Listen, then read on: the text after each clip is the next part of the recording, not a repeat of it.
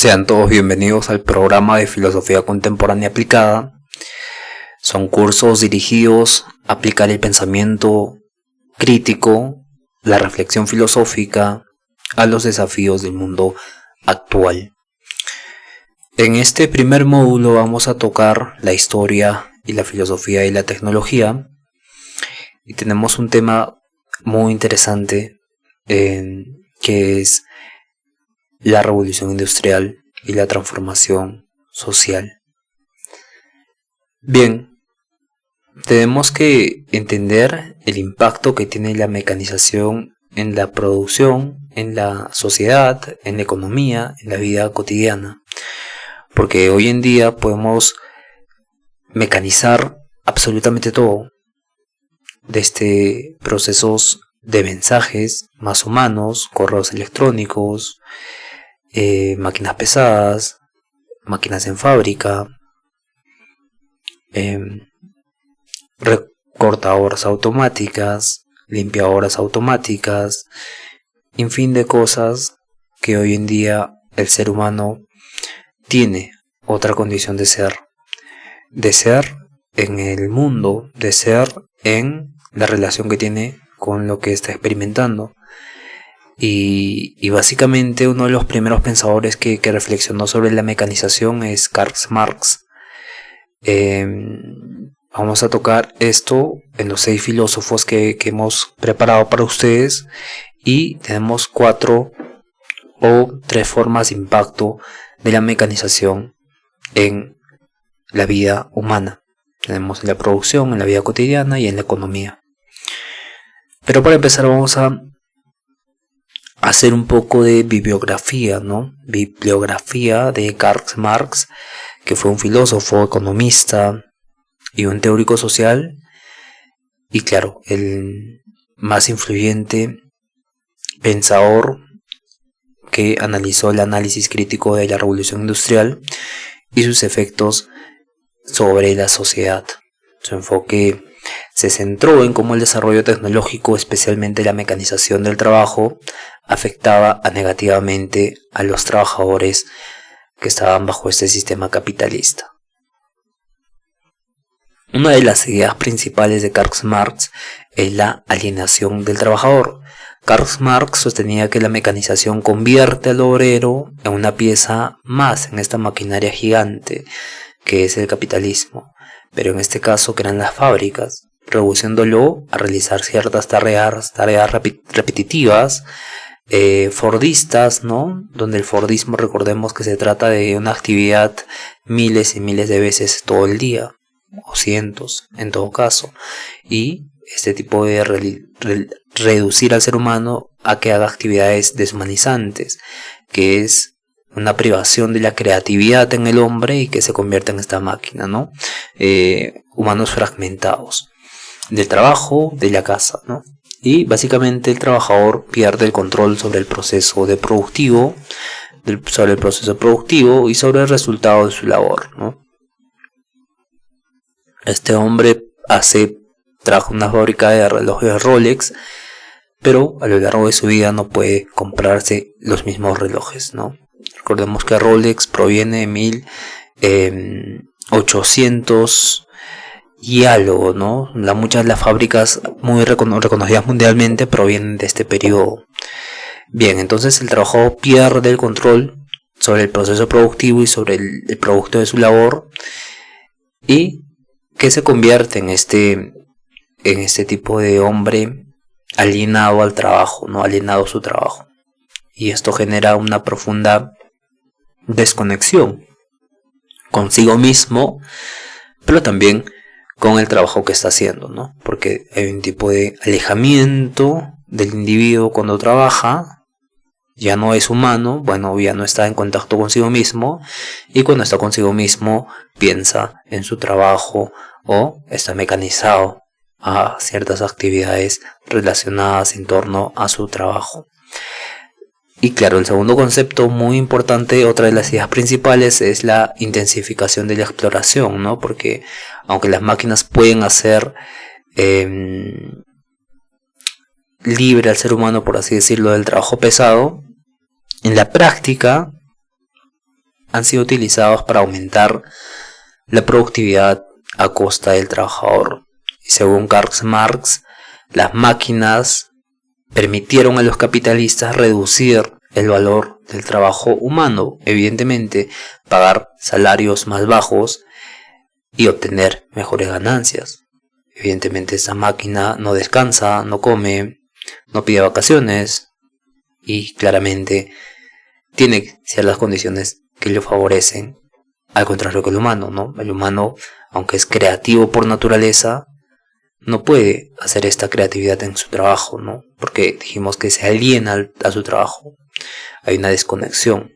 Se convierte en una máquina más, ¿no? Pero al ver al ser humano como una máquina, se crea la máquina y se desarrolla como máquina. Y claro, muchos piensan que tiene este valor ético y moral, donde al hombre ya no se le ve como una máquina, sino que se le ve realmente como un hombre y la máquina hace su trabajo porque es máquina. Pero sin embargo, hay muchos retractores que dicen que esto está mal, ¿no? Porque ha quitado trabajo, sustentos, muchas veces la economía central de una familia y demás. Que es muy importante explorar esto, pero sobre todo darnos cuenta cómo se va a aplicar en la realidad toda la intensificación de la explotación. Luego tenemos la tecnología al servicio del capital. Marx no se oponía al desarrollo tecnológico en sí mismo. Él más bien criticaba el uso dentro del sistema capitalista, ¿no? Porque las innovaciones no buscaban el bien común. Las innovaciones buscaban el beneficio del dueño, de la burguesía. La tecnología, la innovación era el bienestar de beneficio para una fábrica que construya más aparatos y no descanse, o que consuma menos batería y demás, ¿no? Entonces los dueños de los medios de producción brindan esta tecnología específica en sus fábricas, en sus industrias, y así el progreso tecnológico contribuye a profundizar las desigualdades sociales en lugar de reducir estas desigualdades. No olvidemos que Karl Marx tenía a su gran amigo y también socio fundador,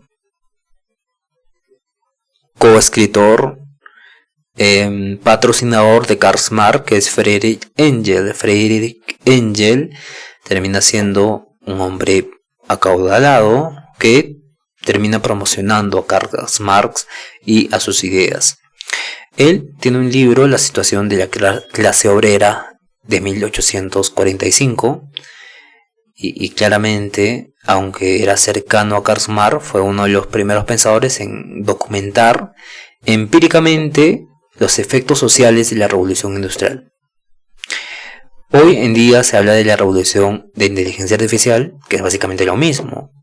Es una revolución tan inmensa que se está abriendo nuevas posibilidades de entender la tecnología. Pero en este caso su obra, que está basada en las observaciones directas en la ciudad de Manchester, ofrece este testimonio impactante sobre la condición de vida del proletariado durante el auge de la mecanización. Friedrich Engels tiene tres ideas muy claras, al igual que Karl Marx. La descripción detallada de la vida obrera como tema principal y idea principal. Como dijimos, Engels recopila vivencias concretas sobre las condiciones en las que vivían las personas o los trabajadores en estas grandes industrias, y claramente denuncia un tipo de explotación sistemática a la que estaban sometidos, incluyendo largas jornadas, salarios por no decir miserables, que ya lo dije, salarios bajos y entornos laborales muy peligrosos.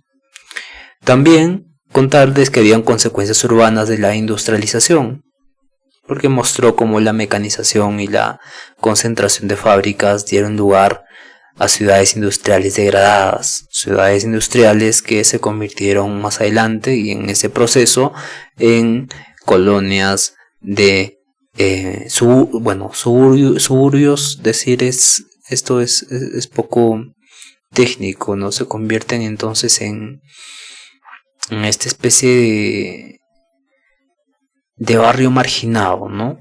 Con altos niveles de contaminación, pobreza, delincuencia y demás.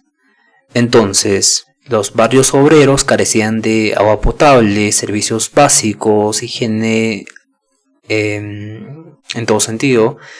Entonces, esto provocaba una alta mortalidad en estos barrios que se construían en estas ciudades industriales, ¿no?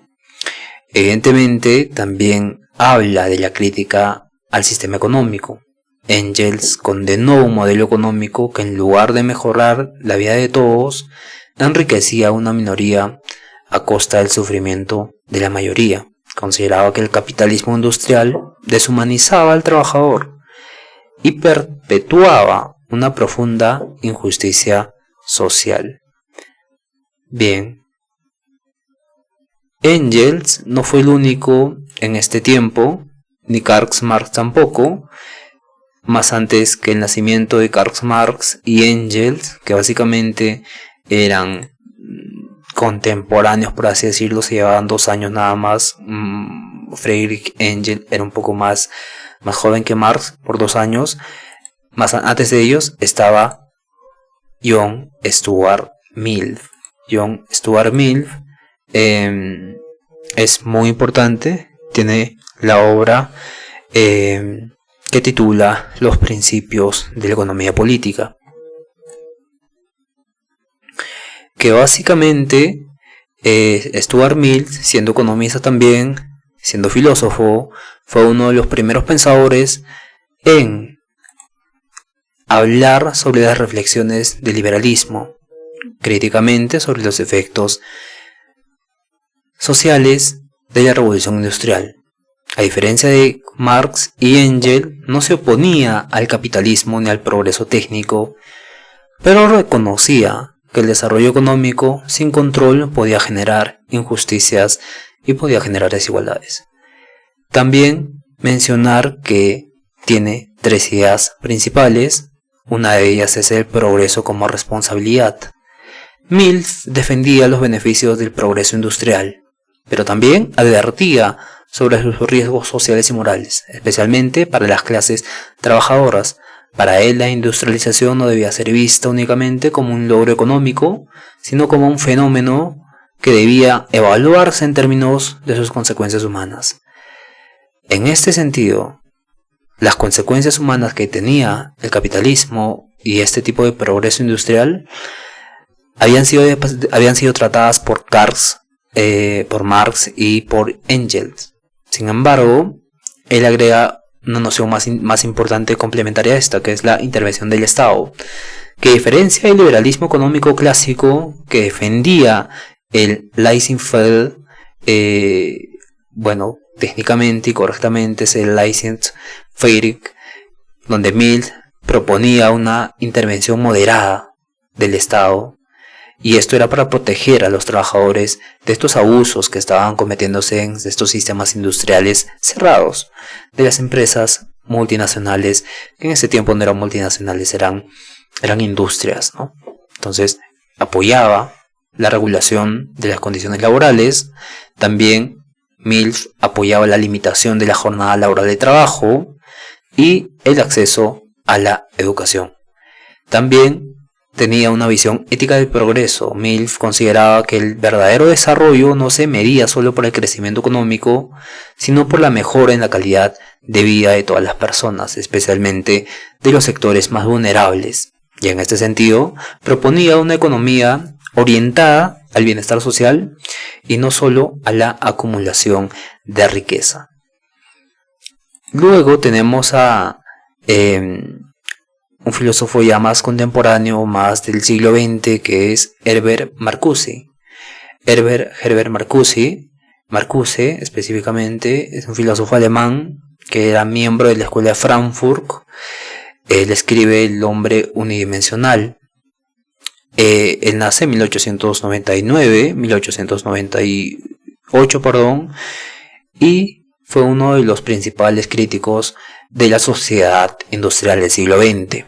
En su obra, El hombre unidimensional, ya podemos referirnos a que el hombre tiene esta visión unidimensional de sí mismo, analiza el desarrollo tecnológico y la mecanización que habían dejado años atrás un tipo de problemas sociales, y claro, estos desarrollos habían dejado de ser herramientas de emancipación y se habían convertido en mecanismos de control y conformismo social. Tenemos tres ideas principales de Marcuse.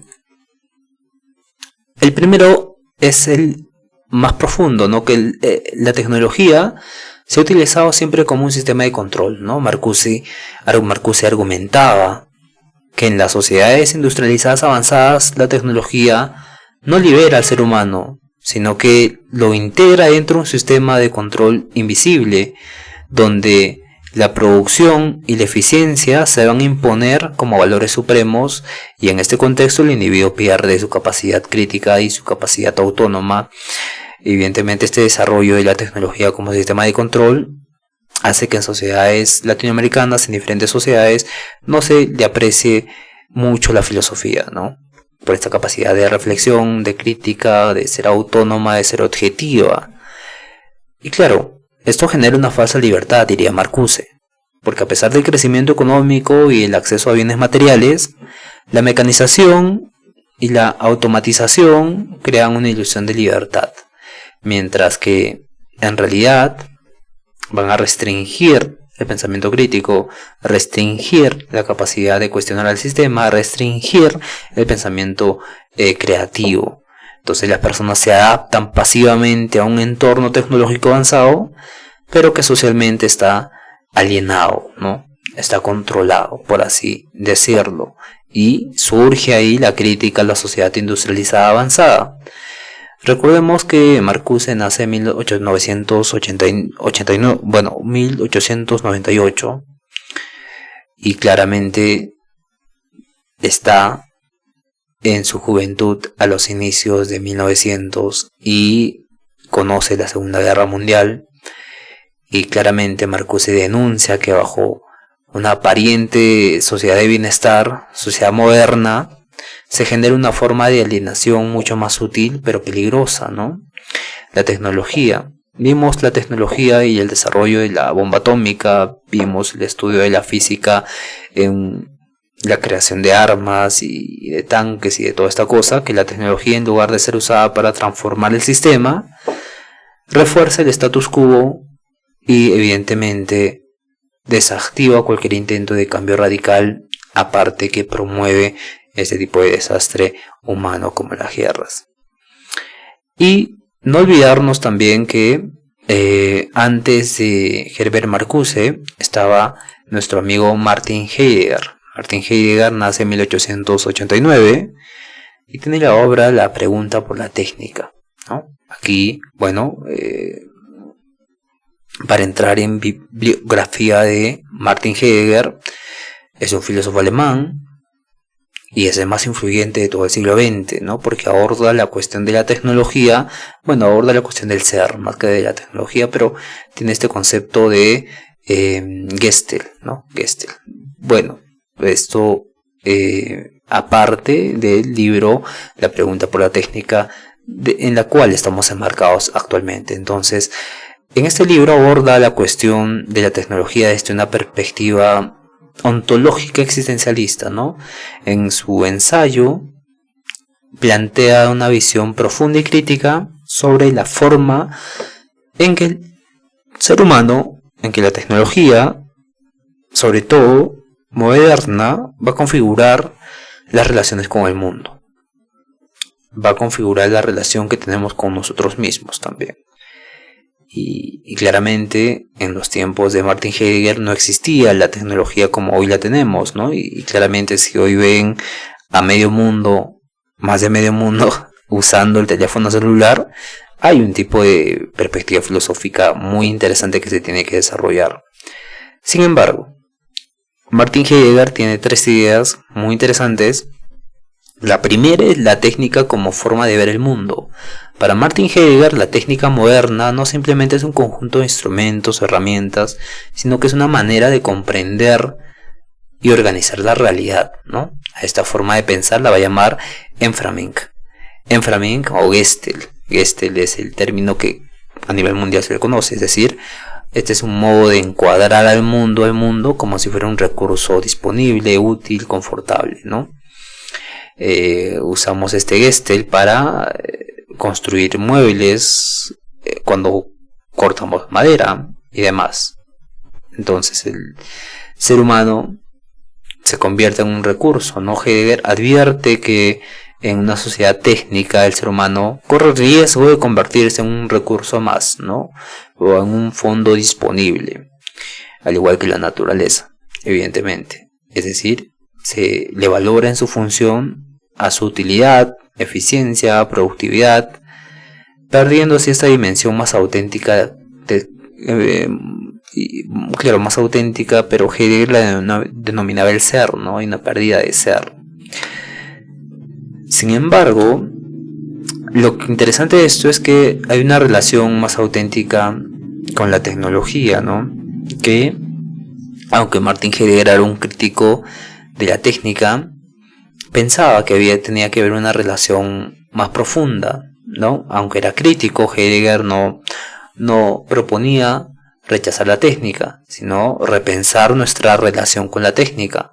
Nos invitaba a adoptar una forma más reflexiva, contemplativa, consciente, que nos permitiera habitar el mundo de forma más libre y significativa, ¿no? En lugar de dejarnos arrastrar por el dominio total de lo técnico. Luego tenemos a James Hellum. Él nace ya en el siglo XX completamente y básicamente es sociólogo, es francés. Es, aparte de filósofo, sociólogo, termina siendo teólogo, ¿no? Fue una de las principales características de Jacques. Entonces, en su obra La técnica o el desafío del siglo, advierte sobre los peligros de una civilización totalmente estructurada por la lógica de la eficiencia técnica. Aquí podemos ver 3 ideas fundamentales de Jacques. El primero es este tipo de autonomía de la técnica, porque Hellum argumentaba que la técnica moderna ha convertido todo el sistema en automático, ¿no? Se convierte en este sistema automático que evoluciona por su propia lógica interna sin considerar los valores sociales, humanos, éticos que tenemos fuera de este sistema, ¿no?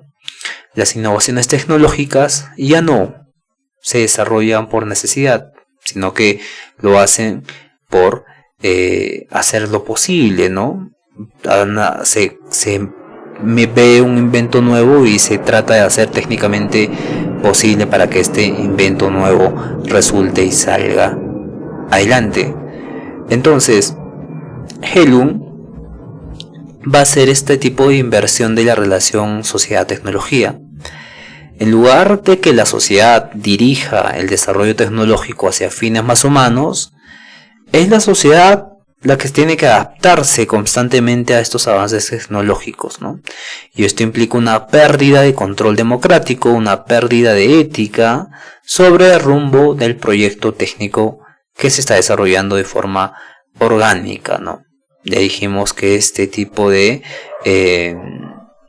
sociedad en base a un sistema autónomo que básicamente se mejora constantemente por los avances tecnológicos, el ser humano pierde esta capacidad de intervenir en este tipo de desarrollo. Evidentemente tenemos también la crítica al mito del progreso automático, donde Hellum va a cuestionar la idea ampliamente aceptada de que todo avance tecnológico es por definición positivo. Para él, La mentalidad impide evaluar críticamente los efectos sociales, los efectos ambientales y espirituales de la tecnología, ¿no? Lo que lleva a una aceptación positiva, pasiva, una reflexión sin más de las consecuencias de este tipo de desarrollos. Por ejemplo, nadie nos obligó a usar celulares, pero terminamos usándolos porque consideramos que es lo común, consideramos que es obvio, consideramos que es una certeza en el mundo moderno usar un celular táctil, por ejemplo. Entonces, para entrar en el tema de hoy, que ya entramos un poco, ya vimos cómo la introducción fue cambiando el comunismo, capitalismo, técnica. Pasemos ahora a hablar sobre la revolución industrial, ¿no? Que representa uno de los cambios más trascendentales de la historia de la humanidad. Porque a través de los años, bueno, del siglo XVIII, 1700, ya se estaba empezando a visualizar un tipo de maquinización en las fábricas, ¿no? Donde el mundo presenció una transformación radical en la forma de producir bienes, ¿no? De organizar el trabajo, de estructurar la sociedad. Y este proceso inicia en Gran Bretaña, ¿no? Y claramente posteriormente se expandió en las regiones de Gran Bretaña, que está en Inglaterra. Sí, está por ahí. Y entonces supuso el paso de una economía agraria y artesanal a una industrial y mecanizada, que era impulsada por los avances tecnológicos sin precedentes. Más allá del desarrollo de nuevas máquinas y métodos de producción, la revolución industrial modificó profundamente la vida cotidiana, el entorno urbano, las relaciones laborales, la organización económica. También dio origen a nuevas clases sociales porque generó tensiones sociales y estimuló reflexiones filosóficas sobre el papel de la tecnología en la sociedad.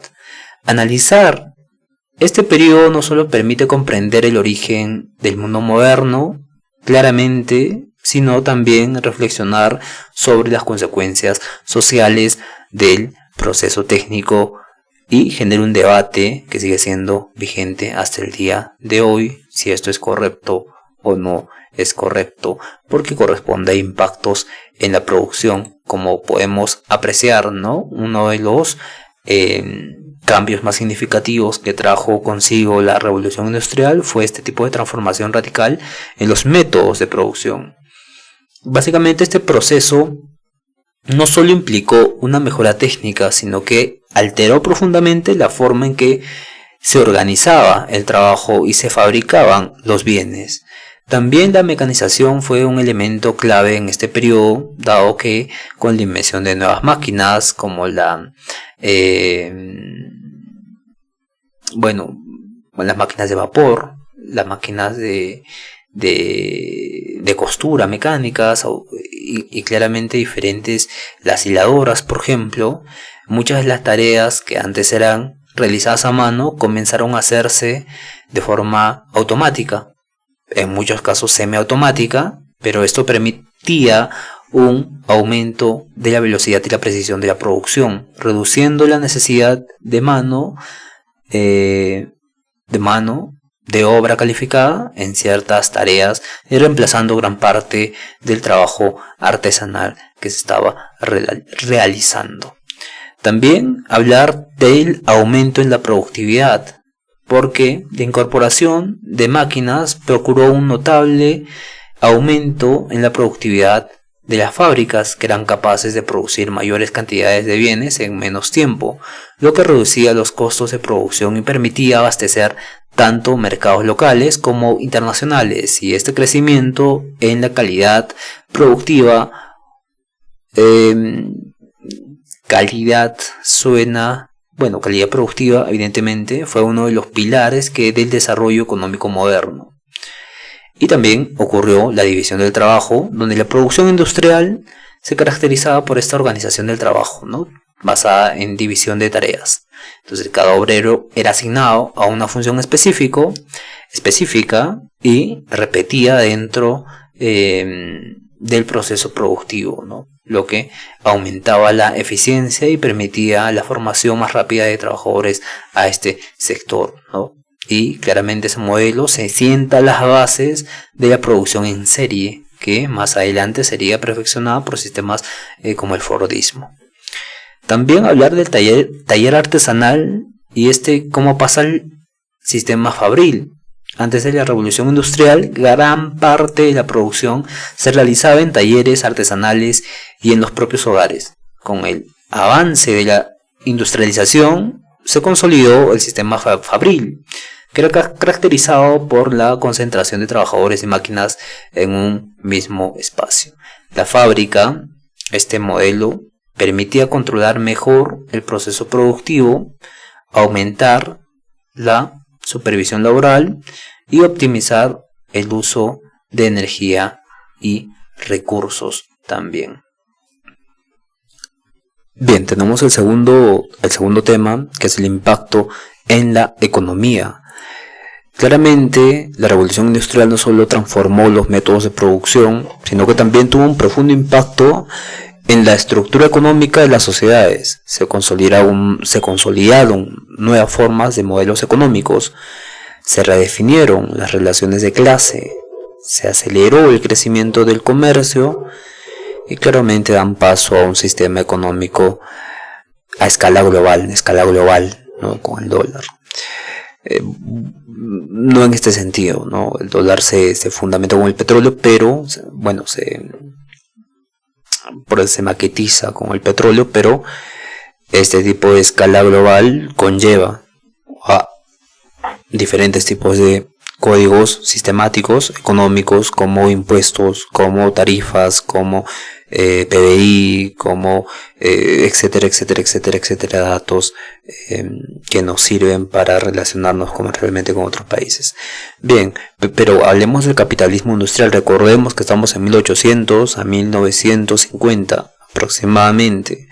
Ya, uno de los principales efectos de este proceso fue la consolidación del capitalismo industrial, que era el sistema basado en la inversión de capital, ¿no? En la propiedad privada de los medios de producción, la fábrica de maquinaria, materias primas y la acumulación de riqueza por parte de los empresarios, ¿no? El capital se convirtió en este motor del desarrollo y la economía, y comenzó a regirse por leyes de mercado, la competencia y la búsqueda de beneficios. Evidentemente surgió un crecimiento económico, un crecimiento en la producción industrial y la mejora de los medios de transporte, que se produjo bajo una expansión significativa del comercio nacional e internacional, y los bienes de fábrica en masa comenzaron a circular por todo el mundo. Y actualmente China vemos el claro ejemplo de una sociedad industrializada completamente.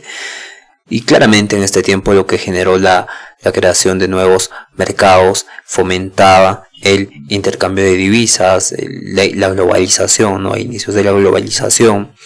Claramente aceleró este proceso de expansión económica de varios países, como por ejemplo Inglaterra, Estados Unidos. China llega después, pero ahí está también España podemos decir que no es escala, pero Estados Unidos y Inglaterra son por excelencia estos países muy industrializados, ¿no? Y también podemos hablar de Suiza con esta empresa de muebles, pero son secundarios, no son ya más modernos. En este sentido, se crean nuevas formas de clases sociales, ¿no? La industrialización provoca este tipo de reordenamiento de la estructura social, que sugiere dos clases fundamentales: la burguesía industrial y el proletariado, ¿no? La burguesía industrial, que era integrada por empresarios, propietarios de fábricas, comerciantes, banqueros, y esta clase acumuló poder económico, poder político, consolidando así como la base dominante del nuevo orden capitalista de esta burguesa industrial, ¿no? Hoy podemos ver que se desarrolló en estos gigantes tecnológicos, donde Donald Trump invita a cenar a dueño de Google, de OpenAI, de Facebook, de OpenAI, ChatGPT, también de Nvidia, también de Apple. Entonces se crea una nueva forma de clase social, ¿no? De estructura social. Y luego está el proletariado, ¿no? Que era conformado básicamente en ese tiempo, de 1800 a 1950, de obreros asalariados que trabajaban en fábricas bajo condiciones muchas veces precarias. Y esta clase no poseía medios de producción y dependía de la venta de su fuerza de trabajo para subsistir. Entonces la tensión entre estas dos clases dio origen a conflictos globales que vimos con Karl Marx, movimientos obreros y nuevas ideologías sociales y políticas. Hay algo muy interesante que no les dije de Karl Marx. Él pensaba que el capitalismo se eliminaría por sí mismo, por sí solo, ¿no? Orgánicamente el capitalismo llegaría a su fin y surgiría un estado socialista de comunidad, y claramente cuando este estado socialista de comunidad terminase, surgiría un estado comunista. Y este estado comunista que era la apropiación de estas fábricas para el pueblo, bueno, ni siquiera era apropiación, era un tipo de reestructura de todo el sistema económico, donde se basaba en la comunidad, en este tipo de trato igualitario ante todos, claramente con esta especificación de que el capitalismo tenía que acabar por sí mismo, ¿no? Tenía que llegar a su fin orgánicamente. ¿Qué pasa? Que en Rusia, Vladimir Lenin integra un tipo de pensamiento, añade, mejor dicho, al comunismo, un tipo de pensamiento autoritario, ¿no? Lo que denominan los expertos el marxismo-leninismo, ¿no? Termina siendo esta combinación de pensamiento socialista comunista de Karl Marx, fin del capitalismo, y el autoritarismo frente al capitalismo de Vladimir Lenin, que termina imponiendo esta aceleración rápida del capitalismo para llegar a un socialismo, y ocurre ahí diferentes movimientos, conflictos laborales, luchas sociales, muchas veces acaban en guerra, y claramente surge un tipo de movimiento que se expande a América Latina, y en América Latina termina siendo muy popular y termina habiendo revueltas y mucho caos. Entonces tenemos también la migración rural y la urbana, dado que el crecimiento de la industria genera esta migración masiva del campo a las ciudades, y este fenómeno es conocido como el éxodo rural. Miles de personas abandonan las zonas agrarias en busca de un empleo en los centros de industrialización, y esto provoca un crecimiento acelerado de las ciudades y muchas veces sin planificación adecuada, lo que deriva a problemas como el hacinamiento, la pobreza urbana, la falta de servicios básicos, la delincuencia, entre otros. Y claramente surge un impacto en la vida cotidiana, ¿no? La revolución industrial no solo forma la economía, forma la producción, genera dinámicas sociales, sino que también modifica profundamente la vida cotidiana de las personas. Los cambios tecnológicos y sociales alteran la manera en que vivimos, que trabajamos, que nos relacionamos como distintas clases sociales. Entonces, surge una urbanización acelerada donde el crecimiento de la industria atrajo a miles de personas del campo a las ciudades en busca del empleo. Este empleo perfecto, adecuado, se ganaba muy bien, y este fenómeno dio lugar a esta urbanización desorganizada, rápida, que se caracteriza por el surgimiento de las grandes ciudades industriales, ¿no? Nueva York, en Estados Unidos sobre todo, ¿no? El Bronx, y en Europa también, ¿no? Pero en América Latina es muy diferente porque no surge este proceso de urbanización rápida, desorganizada, ¿no? En el caso de Perú y en el caso de América Latina, la gran parte surge este tipo de planificación espontánea de las ciudades. Había un tipo de en Perú, por ejemplo, Lima, la capital, tiene 10 millones de habitantes. Y eso es un montón de personas para muchos pocos metros cuadrados habitables. Y básicamente los reyes y virreyes tenían hectáreas de terreno de agricultura, terreno de recreación incluso, que luego fueron desocupadas por el gobierno de Velasco Alvarado, por este tipo de pensamiento socialista, comunitario, nacionalista, donde nacionaliza estos terrenos y se los da al pueblo, ¿no? Y el pueblo organiza su forma de distribuírselos y básicamente se crean estas ciudades con esta organización espontánea. Entonces, en este sentido, en Europa, en América, en Norteamérica, podemos decir en Canadá, surge esta urbanización rápida de las ciudades industriales, y básicamente tienen condiciones de vida muchas veces poco precarias. Faltan servicios de agua potable, electricidad, alcantarillado, recolección de residuos, y básicamente están amontonados en edificios, ¿no? Entonces existe una proliferación de barrios obreros insalubres, y evidentemente surge este problema social también, ¿no? Entonces hay condiciones laborales en este tipo de inicio de industrialización que conllevan a que el trabajo en las fábricas durante la revolución industrial se desarrollaba en condiciones extremadamente duras, jornadas laborales extensas que superaban las 12 o 14 horas diarias, sin días de descanso, por supuesto, ¿no? Y había una falta de derechos laborales, donde no existían leyes que protegían al trabajador, que regulaban su seguridad, que regulaban su salario, que regulaban su salud. Entonces surge una falta de derechos laborales. Y también existe este problema del trabajo infantil, donde muchos niños y niñas eran empleados de fábricas y minas, expuestos a riesgos y a desgaste prematuro también. Hay tipo de problema infantil también en Bangladesh, donde muchos niños terminan trabajando en fábricas de ropa, ¿no? Como personas que tintan la ropa.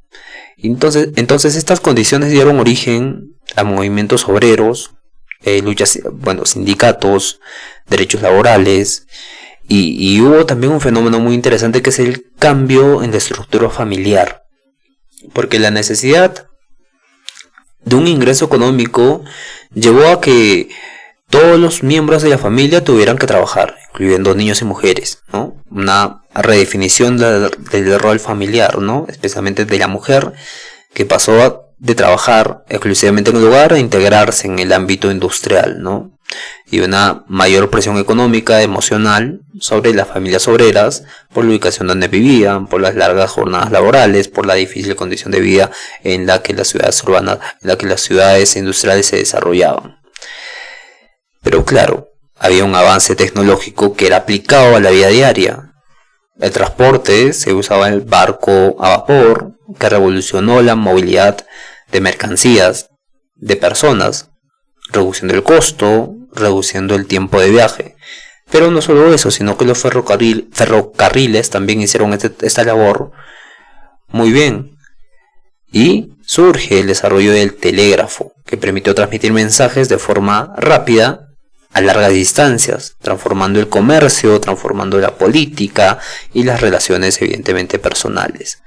También la educación, aunque los beneficios no fueron inmediatos, el progreso técnico y científico sentó las bases para la mejor calidad educativa de las ciudades industriales, las décadas posteriores. Desde una perspectiva filosófica, la revolución industrial no solo supone un cambio en la forma de producir, de vivir, de trabajar, sino que también dio origen a una reflexión filosófica profunda sobre la relación que tenemos nosotros con nuestra ética en la sociedad, y relacionado esta a la tecnología. Entonces A partir de este periodo, numerosos pensadores comenzaron a cuestionar el papel de la tecnología en la transformación de las estructuras sociales. Vimos el caso de Martin Heidegger, también Herbert Marcuse, que fueron los primeros en hablar de este problema de la técnica, ¿no? No olvidemos a James Ellum, también Ellum. Claramente surgen debates filosóficos, debates éticos actualmente desde la posición, desde el marco de la revolución industrial. Preguntas como, por ejemplo, ¿el desarrollo tecnológico mejora verdaderamente la calidad de vida de todas las personas? Otra pregunta es, ¿contribuye la revolución industrial, ¿no? La industria, a generar nuevas formas de desigualdad, explotación y alienación? Entonces hay muchas respuestas que podemos sacar de Karl Marx, por ejemplo, y de Friedrich Engels, que denunciaban este tipo de desigualdades, este tipo de explotación, ¿no? Y también existen este tipo de debates sobre la responsabilidad moral, donde en el uso de la tecnología debe existir alguien que la va a controlar, debe existir alguien que se va a beneficiar de esa tecnología, y debe existir unas consecuencias de su mal uso de esa tecnología. Entonces surge un dilema ético muy interesante que evidentemente les invitamos a reflexionar, ¿no? Claramente la revolución industrial no solo cambió la forma de producir, sino que también la economía global, la vida diaria de millones de personas, y representó un punto de inflexión en la historia de la tecnología y la marca como la conocemos, ¿no? Este tipo de industrias continentales, corporaciones gigantes, ¿no? Y da inicio a el mundo moderno y contemporáneo en el cual vivimos. Bien, llegamos entonces al final del módulo. Muchas gracias por haber estado acá. Entonces nos vemos en el siguiente módulo. Sin embargo, la pregunta que podemos hacernos es: ¿el desarrollo tecnológico mejora verdaderamente la calidad de vida de todas las personas? Nos vemos en el siguiente módulo.